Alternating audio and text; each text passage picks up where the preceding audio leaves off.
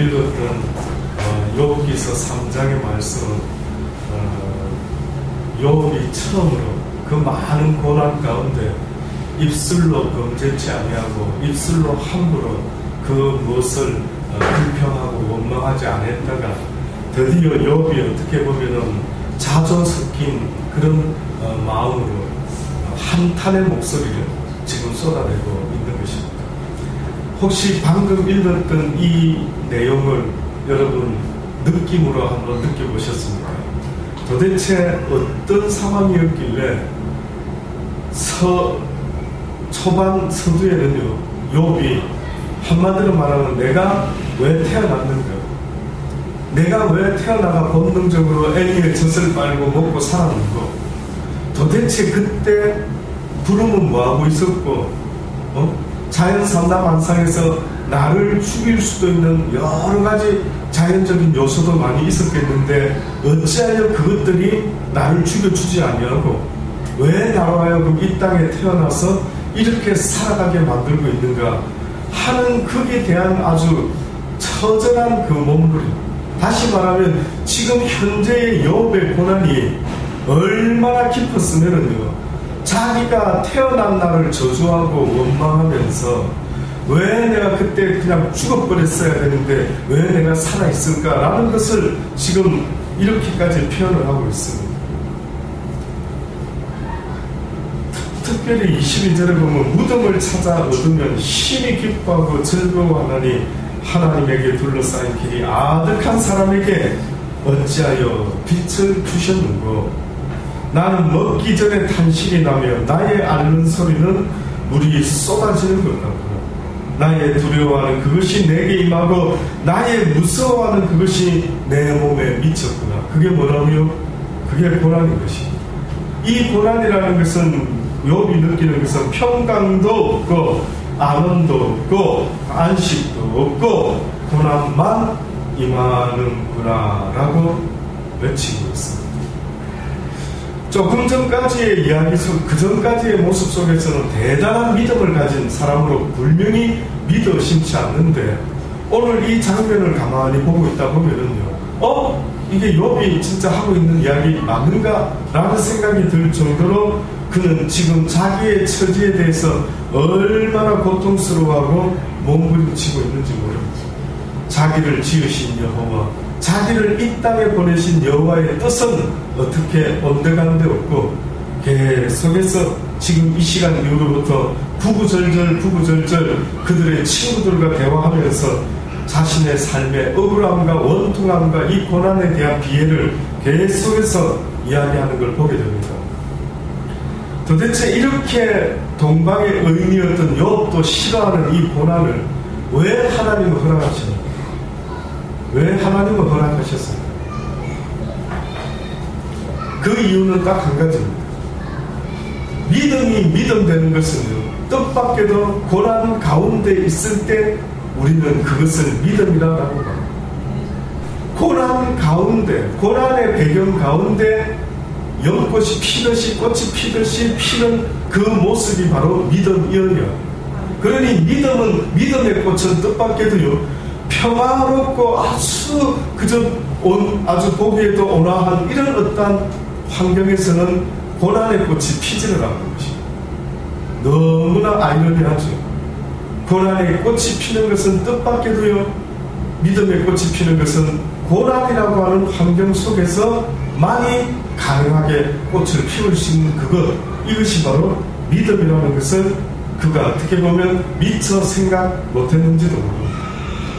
자기가 정녕 믿음 있는 사람이라고 한다면 어떻게 보면 끝까지 주여 나에게 이런 고난을 허락하심이 무엇입니까? 깨닫기를 원합니다. 주여 알게 하여 주옵소서. 이 고난 가운데 하나님을 배반하지 아니하고 내 삶을 저주하지 아니하고 내가 하나님 앞에서 믿음으로 인내함으로 끝까지 인내의 믿음으로 하나님 앞에 나아갈 수 있는 자가 되기를 원합니다 라고 오히려 고백했으면 거의 100점에 가깝지 않았을까 하는 생각을 합니다. 신명기 8장 2절로 말씀해보면 왜 인간에게 하나님이 고난을 허락하시는지를 분명히 말씀하고 있습니다. 하나님께서 여호와께서 이스라엘 백성들을 광야에 이 40년 동안에 너로 광야의 길을 걷게 하신 것을 기억하라. 다시 말하면 너희들에게 고난의 길을 걷게 한 이 40년 동안의 이 고난을 잊지 말아라. 왜냐하면 이는 너를 낮추시며 너를 시험하사 내 마음이 어떠한지 나 여호와의 명령을 지키는지 아니 지키는지 알기 위하여 이 광야의 고난을 40년 동안 허락하였느니라. 결국은 고난이 없이 테스트가 없이 좋은 점수를 받을 수가 없다는 어떤 이에게 시험은요 시험이었지만 어떤 이에게는 시험이 승진할 수 있는 아주 좋은 기회와 아주 막 자기를 업그레이드 시켜주는 기가 막힌 하나의 기회가 바로 시험이죠. 이야, 요때 내가 점수 한번 올려가야 되겠다. 마찬가지로 이야, 요 시험만 파스하면 내가 검사가 되겠지. 이 시험만 파스하면 내가 변호사가 되겠지. 내가 이 시험만 통과한다면 서울대학 가겠지. 그렇습니다. 왜 그런 것을 아주 상식적으로 잘 이해를 하는데 뜻밖에도 하나님을 믿노라고 할 때에 그 하나님의 사람들에게도 똑같이 공이 나타나는 것이 있는데 그것이 바로 고난이라고 합니다. 그 고난은 도대체 무엇 때문에 있는가? 무슨 점수를 확인하기 위해서 고난이라는 테스트가 있을까요? 라고 할 때 그것은 바로 너희의 믿음의 테스트다. 그러니 우리가 생각 믿습니다. 복 주실 줄 믿습니다. 될 줄 믿습니다. 무슨 그거는 믿습니다가 아니라 신념이죠. 신념. 내 욕심이죠. 욕심. 내 욕망이죠. 그것을 믿는다라고 말하는 게 아닙니다. 믿음이 나올 수 있는 상황은 고난 가운데 내가 주를 배반하지 아니하고 입술로 범죄치 아니하고 끝까지 하나님을 바라보는 그것이 바로 믿음인 것입니다. 그러니 하나님은 그 믿음을 네가 나에게 보여라라고 하실 때에 뜻밖에도 고난의 환경을 주셨는데 그 고난이 어떤 의미가 있었는가 봤더니만 너를 낮추시며 너를 시험하사 내 마음이 어떠한지 그 명령을 지키는지 아니 지키는지 알려 하셨다. 다시 말해서 하나님의 말씀을 지킨다라는 것은 평화로울 때 지킬 수 있는 것은 그것은 믿음이 아니라는 말씀. 도무지 하나님 말씀대로 살아갈 수 없을 만큼 이거는 이해되지 않는 어려움과 고난이 막 나에게 닥칠 때 도무지 나는 하나님의 말씀대로 못 살겠어. 이러다 내가 죽겠어 라고 하면서 뛰쳐나갈 수밖에 없는 그 모습을 성경은 믿음이라고 말하지 않는 것입니다. 그래서 결국은 너희에게 하나님께서 만나를 주어 먹게 하신 그 이유를 알라. 이스라엘 백성들아 너희는 나름대로 육신의 배가 고파가지고 하나님 배고픕니다. 고기 먹고 싶습니다. 어쩌고 저쩌고 했을 때에 하나님께서 메추라기를 몰아주시고 하나님께서 만나를 주셨을 때 와 이게 뭔가 신기하다. 이게 무엇인가. 이게 만나의 이름. 이게 도대체 뭐지? 그것을 먹게 하신 이유가 뭐라고 말씀하는 줄 아십니까? 너희들이 알지도 못하던 만나를 멸조들이 알지도 못하는 만나를 내게 먹이신 것은 사람이 떡으로만 사는 것이 아니요 여호와의 입에서 나오는 모든 말씀으로 사는 줄로 너로 알게 하려 합니다. 믿어지시기 바랍니다. 우리의 영은 그 어떤 것으로 살 수 없답니다. 내 영혼은 그 어떤 것으로도 안 된답니다. 내 영혼이 살 수 있는 유일한 방법, 내 영혼이 절망하지 않고 좌절하지 아니하고 불평불만하지 아니하고 항상 감사와 기쁨이 넘치고 싶다라고 한다면은 여호와의 말씀을 듣고 깨달았으면 그 말씀을 가슴에 품고 그 말씀을 지켜 행하려고 애를 쓰고 몸부림을 쳐라는 것입니다. 누가 말씀을 깨달은 자입니까? 라고 저에게 물어보신다면 저는 분명히 말씀드릴 수 있습니다.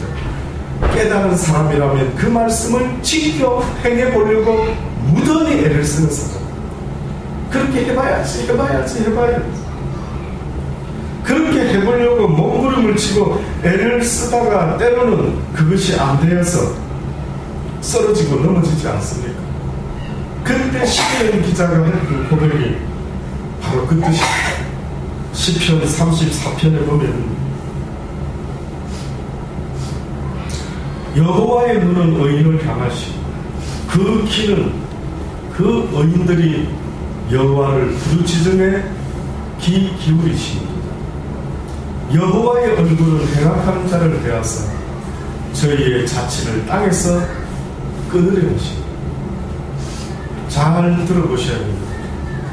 여호와께서 지금 의인이라고 말하고 있는 그 의인의 모습이 이 시편 기자는 뭐라고 말하고 있느냐면 여호와를 부르짖고 있는 그 모습을 여호와를 향해서 부르짖는 의인은 여호와를 향해 부르짖는 자들이요 그 부르짖는 소리에 여호와께서는 귀를 기울입니다.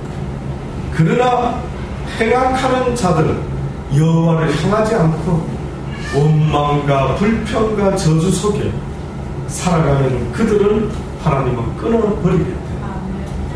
의인이 외치며 여호와께서 들으시고 저희의 모든 환난에서 건지셨도다. 결국은 의인의 모습이 지금 시편 34편을 통해서 시편 기자는 뭐라고 말하고 있느냐면 무슨 대단한 일된 사람을 의인이라고 말한 게 아니라 어렵고 힘든 고난 가운데 어떻게 했다라고 말합니까? 여호와께 부름짖었다 하지 않습니까? 바로 그걸 원하시는 겁니다. 하나님이 원하는 것은 무슨 대단한 구제와 무슨 대단한 어떤 업적을 나타내는 선교를 하는 이것도 중요할 수 있겠지만은 우리 개개인에게 하나님이 원하시는 모습이 있다면 왜 나를 부르지 않느냐? 왜 나를 찾지 않느냐? 왜 나에게 향하지 않느냐? 고난이 있으면 더 나를 찾아야 되지 않느냐? 어려운 일이 있으면 정제가 아빠를 더 찾아야 되는데 만약에 그 녀석이 아빠를 찾지 않고 혼자서 뭘 애를 쓰고 해결하려고 하다가 그냥 나자빠지면서 모르겠다고 막 울고 정제야 왜 우는데?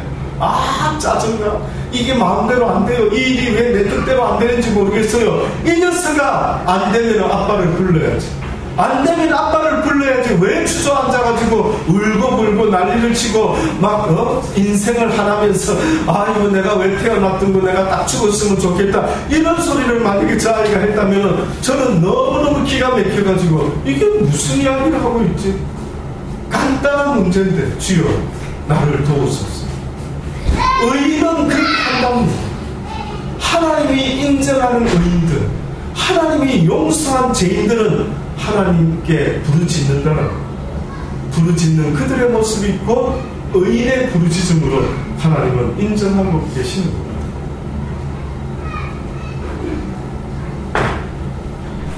의인이 외치매 여호와께서 들으시고 저희의 모든 환난에서 건지셨도다.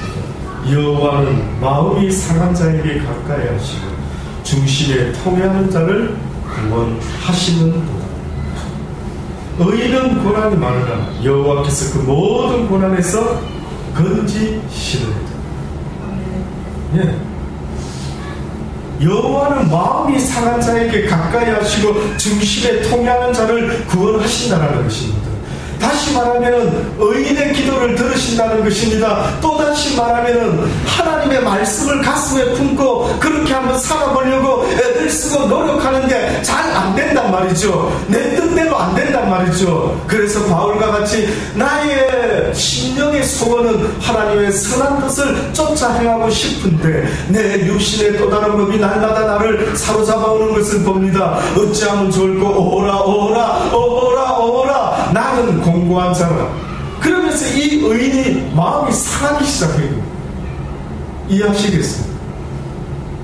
말씀을 알았는데도 그걸 행하지 못하니까 이 의인이 심령이 상하기 시작해요. 아니 이게 뭐지? 왜 내 마음대로 안 되지? 왜 하나님의 말씀을 내가 이제는 깨달았으면 이 말씀대로 살아야 되는데 왜 이 말씀대로 내가 살아가지 못하지? 가만히 자기를 돌아보니까요, 자기의 의지와는 상관도 없이 육신의 또 다른 법이 자기를 사로잡아오는 것을 바울은 느꼈던 것입니다. 그 순간에 바울이 뭘 말하는 줄 아십니까? 하나님 보옵소서. 이것은 내가 하는 게 아닙니다. 아버지 내 중심을 좀 봐주세요. 내 중심은 아버지를 너무 사모하고 아버지의 그 귀한 진리의 말씀대로 내 이웃을 내 몸과 같이 사랑하고 비록 원수가 나를 해코지게 할지라도 그 영혼을 위하여 기도해 줄 수 있는 그 사랑 품고 살아라고 하셔서 제가 그렇게 하려고 애를 쓰는데 뜻밖에도 날마다 육신의 또 다른 어떤 법이 나의 의지와는 상관도 없이 나를 사로잡아 오는 것을 그는 보면서 점점점 그 마음이 어떻게 됐다고요? 상하기 시작해요. 이게 바로 심령이 상하는 이유입니다. 근데 여러분은 뭐 때문에 심령이 상합니까? 아우 돈이 없어서, 예. 아우 내 뜻대로 안 됐어. 아우 저 인간 때문에. 여러분은 뭐 때문에 마음이 상하시고 애통해 하시는데 정말로 하나님 앞에 나와 눈물로 누군가가 기도를 합니다. 너무너무 애통의 눈물을 흘리는데 뜻밖에도 그 내용이 뭔가 들어보니까요, 하나님의 이 말씀대로 살고 싶은데 왜 내 육신은 날마다 아버지의 뜻을 좇지 못하게 만드는지, 아버지여 아버지여 어찌하면 좋을까 어찌하면 좋을까. 성경에 아브라함의 조카 롯을 이야기하는데, 롯이 아브라함 삼촌을 떠나가지고 요단 들 옆에 살다가 점점 소돔과 고모라 성에 들어가서 살게 됩니다.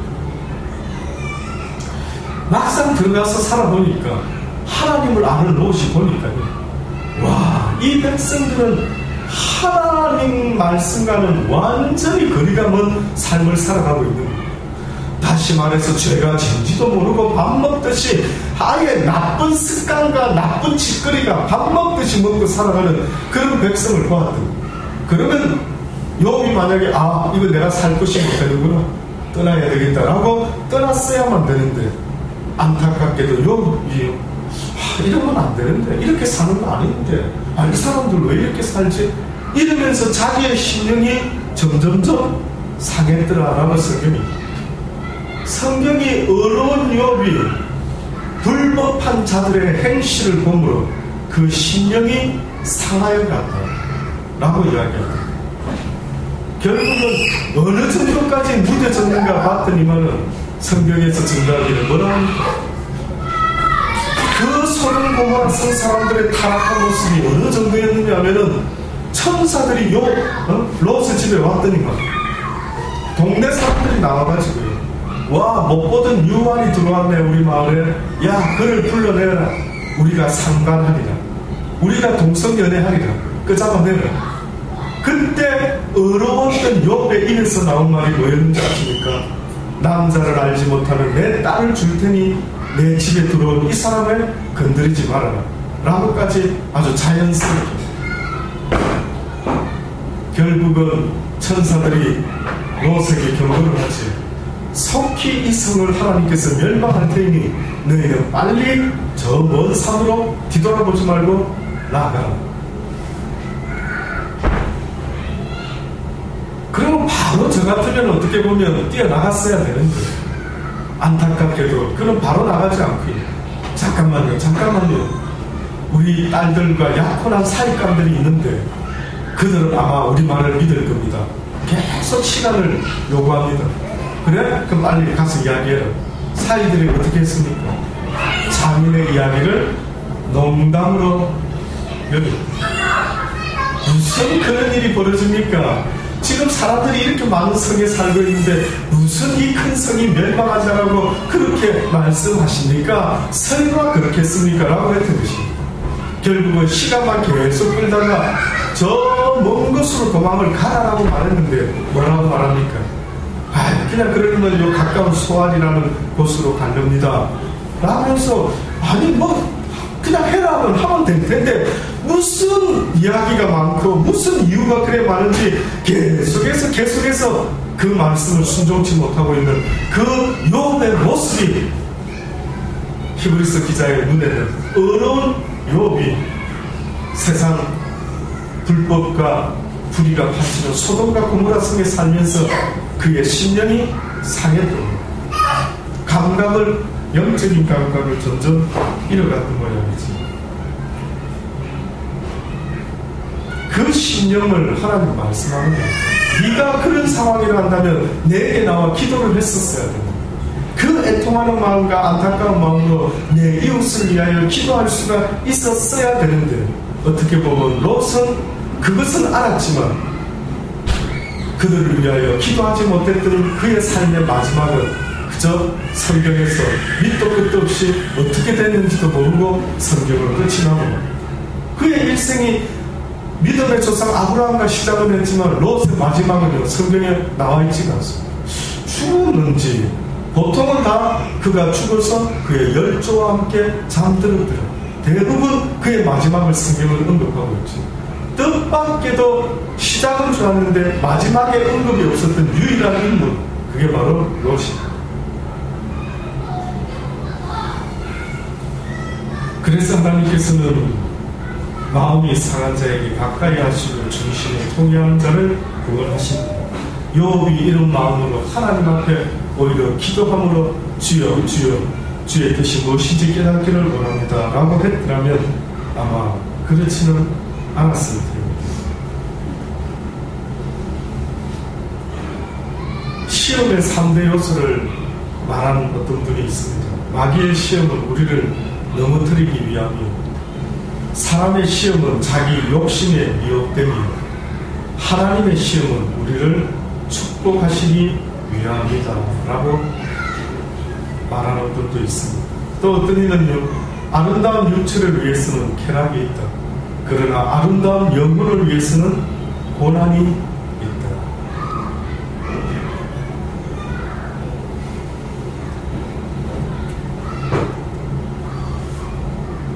고린도전서 11장에 30절을 보면 이러므로 너희 중에 약한 자와 병든 자가 많고 잠자는 자도 적지 아니하니 우리가 우리를 살폈으면 판단을 받지 아니하려니와 우리가 판단을 받는 것은 주께 징계를 받는 것이니 이는 우리로 세상과 함께 죄 정함을 받지 않게 하려 하시니, 하나님이 우리에게 고난을 주시는 그 이유는 바로 우리가 세상과 함께 정죄함을 받지 않도록 하시기 위해서 우리에게 고난을 통하여 우리의 영혼을 구원하시고 작정을 하셨던 것입니다.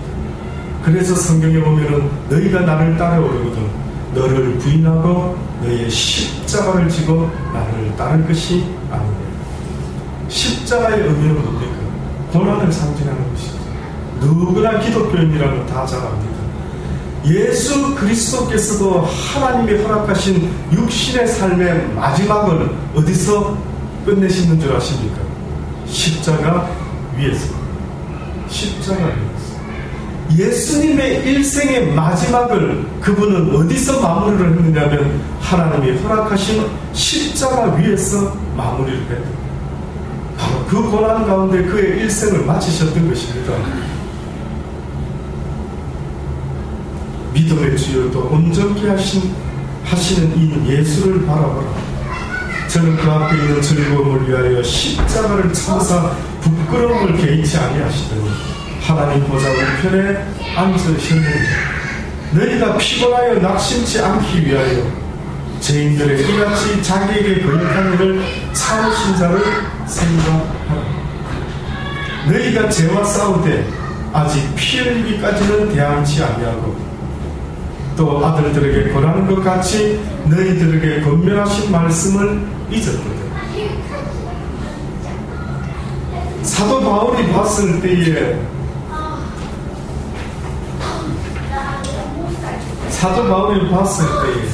어떻게 보면 많은 사람들이 악한 영과 싸움에 있어서 그 고난의 싸움에 있어서 피 흘리기까지 싸우지 않는다.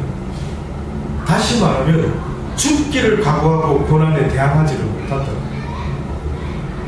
고난을 이길 수 있는 유일한 게 뭐인 줄 아십니까? 저는 그 옛날에 어느 할머니가요, 길을 가다가 어떤 젊은 남자와 싸우는 것을 본 적이 있어요. 근데 이 할머니하고 젊은 사람이 싸우는데요, 당연히 누가 이길 것 같습니까?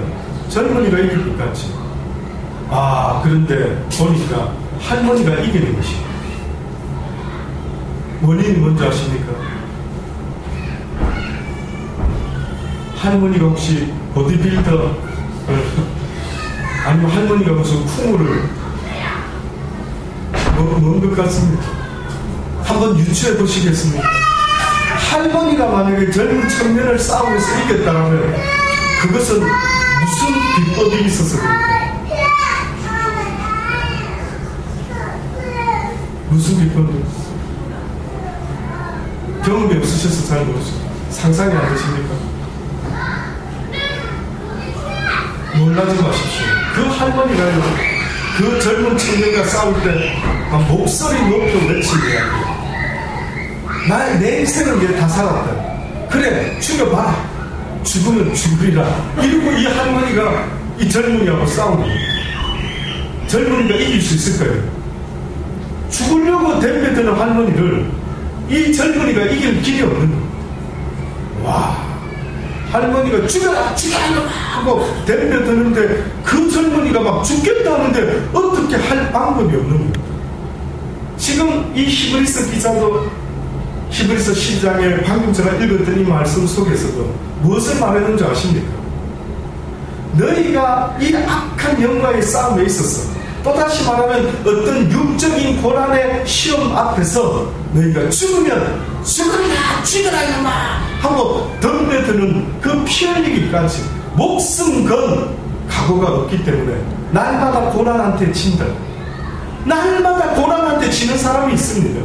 늘 고난만 오면 조금 전까지 주여 주여 하다가도 원망한 데 없고 고난 가운데 원망하고 불평하고 막 자신의 삶을 하나는 이런 모습을 보이는 때가 얼마나 많이 있는지 모릅니다. 어떻게 보면 요업과 같이 어떻게 보면 내가 태어나지 않았으면 좋겠다까지 말할 정도로 자신의 고난 앞에서 문참하게 쓰러져 가고 있는 그 모습, 이게 바로 우리의 모습 아니겠습니까? 피 흘리기까지 대항치 않는 일러스되 내 아들아 주의 징계하심을 경히 여기지 말며 그에게 꾸지람을 받을 때에 낙심하지 말라. 주께서 그 사랑하는 자를 징계하신 그의 받으시는 아들들마다 채찍질하심이라. 너희가 참은 징계를 받기 위함이라. 이런 말들이 얼마나 이해하기 어려운 말인지 아십니까? 너희가 참으면 뭘 받기 위함이라고요? 징계를 받기 위함. 그럼 곧 참지 못하면 뭘 못 받는다고요? 징계를 못 받는다. 징계를 못 받으면 어떻게 되는데요? 세상 멸망과 함께 너희의 영혼이 멸망당할 수밖에. 나 여호와가 너희들에게 허락하는 이 고난은 너희를 망치려고 하는 고난이 아니라 너희들에게 유익을 주기 위함이라는 사실을 잊지. 또다시 말씀드리면 운동을 할 때에 처음에 운동하러 가면은 막 오늘 하루 열심히 운동했을 때 그 다음날 어떻습니까? 아프지. 근데 계속 포기하지 아니하고 징계를 포기하지 아니하고 근육의 진통을 포기하지 아니하고 가서 적당히 좀 약한 걸로 좀 몸도 하루를 건너뛰지 않고 풀어주고 또 그 다음 조금 더 업시켜서 또 해보고 계속해서 운동을 꾸준히 하는 사람은 결국은 할아버지가 되었다. 엄청난 보디를 가지고 아주 누구보다도 약하지 않은 보디를 만들어내지 않아요.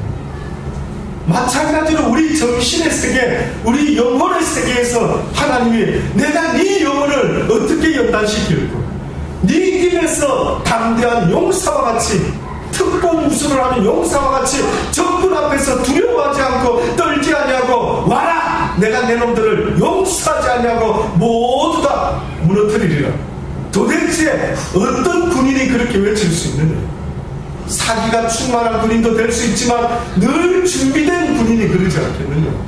늘 훈련하면서 늘 준비되어 있는 그런 군인들은 어떤 상황이 벌어지더라도 와라! 한방 해보자! 하는 그 군인 때문에 그 나라는 지켜질 수가 있는 것입니다. 내 영혼은 도대체 어찌 된 노릇인지 하나님께서는 고난을 통해서 내 영혼에게 그래 내가 죽기밖에 하겠나 이 사단아 네가 나를 죽이는 것이 아니오 하나님의 허락 없이는 결단코 네가 내 생명을 거둘 수 없을 것이라. 네가 아무리 나에게 이런 고난을 줄지라도 나는 결단코 고난에 넘어지는 자가 아니라 더 독하게 더 그 할머니처럼 피를 흘리기까지 내가 너를 상대해 주리라. 이러면 막 부신도 막 깜짝 놀라서 도망간다지 않습니까?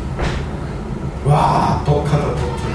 그래서 초대교회 성도들의 모습이 이방인들에게 어떻게 보였습니까? 저들은 세상이 감당할 수 없는 자들. 또다시 말하면 사단이 같이 한번 힘들게 만들어가지고 그 입에서 하나님을 부인하게 만들어 보려고 했는데도 불구하고 끝까지 죽으면 죽으리라고 하는 초대교회 성도들의 모습을 보고 세상이 감당할 수 없는 자들. 사단이도 더 이상 저들의 인생에 아예 빨리 자라가려면 그까지 가면은요 더 이상 고난이 나를 흔들 수가 없는 거예요. 오히려 고난의 배를 타고 우뚝 서게 되는 놀라운 믿음의 용사, 바로 그 자들을 통해서 하나님은 하나님의 역사를 이루어가겠다. 바로 그렇게 담대한 자, 죽으면 죽으리라. 세상의 그 어떤 권력과 그 어떤 것에 굴하지 아니하고 죽이려면 죽여봐.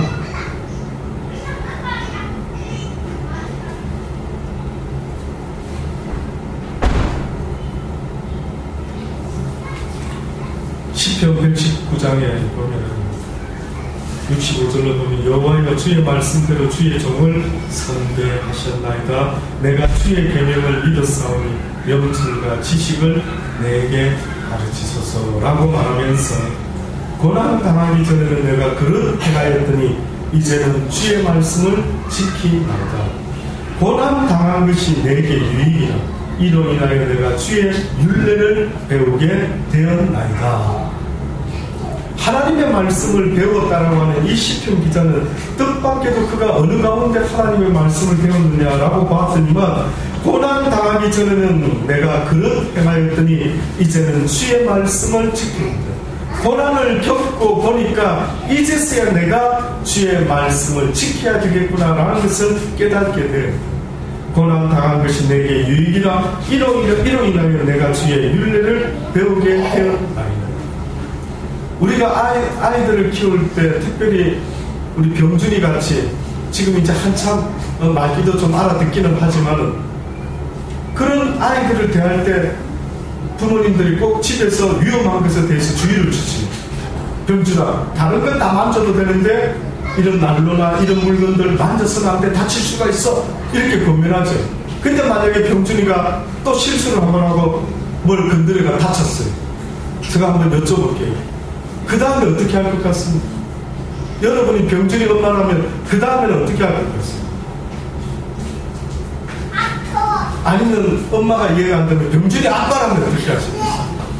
여러분이 병준이 아빠라면 아니 이 녀석아 그 건드리면 다치지, 이거 만지면 안 돼. 엄하게 무섭게. 그 왜 엄하게 무섭게 합니까? 그 아이 겁주려고요. 네, 뭐 때문에 그렇게 합니까? 다치지 않게 하기 위해서, 또다시 그 큰 사고가 나지 않도록 하기 위해서 부모는 간절한 마음으로 부드럽게 대하는 걸 잘 알고는 있지만은 그 자식에게 엄하게 말을 할 수밖에 없는. 지금 하나님은 그 말씀하고 싶은데 이걸 사람들이 이해를 못하는 것입니다.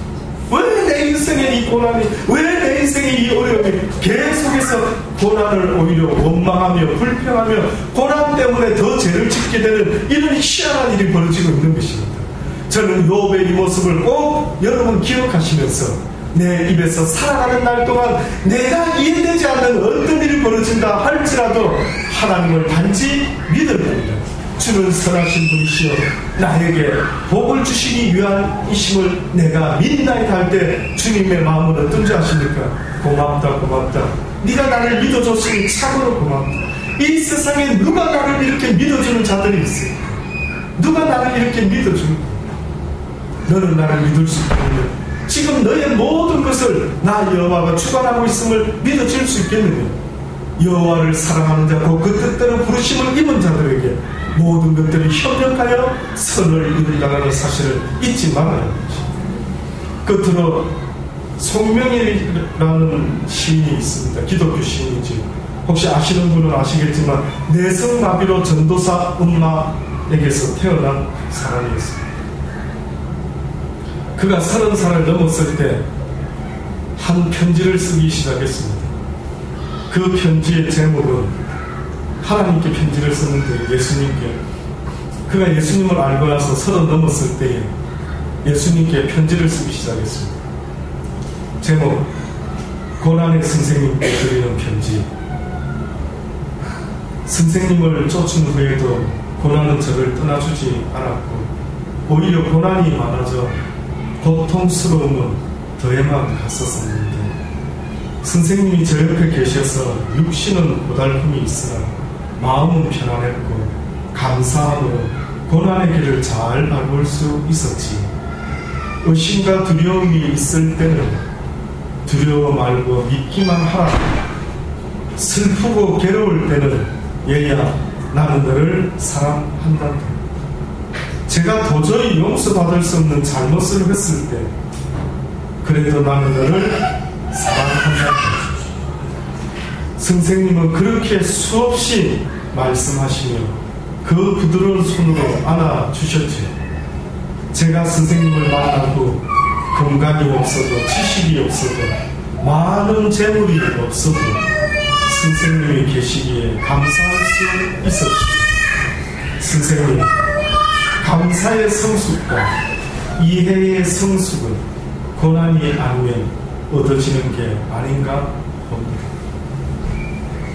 이것이 바로 내성마비로 태어나서 세상에 낙이라고는 있을 수 없는 한 여인이 30을 넘기면서 그의 비정상적인 육신을 쳐다보면서 과연 내가 왜 살고 있는지를, 이 고난 가운데, 이 비참한 가운데 내가 얼마나 더 살아야 되는지를 도무지 이해할 수 없었을 때 그가 예수 그리스도를 만나고 나서 이 고난이 나에게만 있는 것이 아니라 바로 하나님의 아들인 예수 그리스도에게도 있었구나라는 것을 깨닫고 그는 고난의 선생님께 드리는 편지라는 그 제목, 이러한 시를 썼던 적이 있었습니다.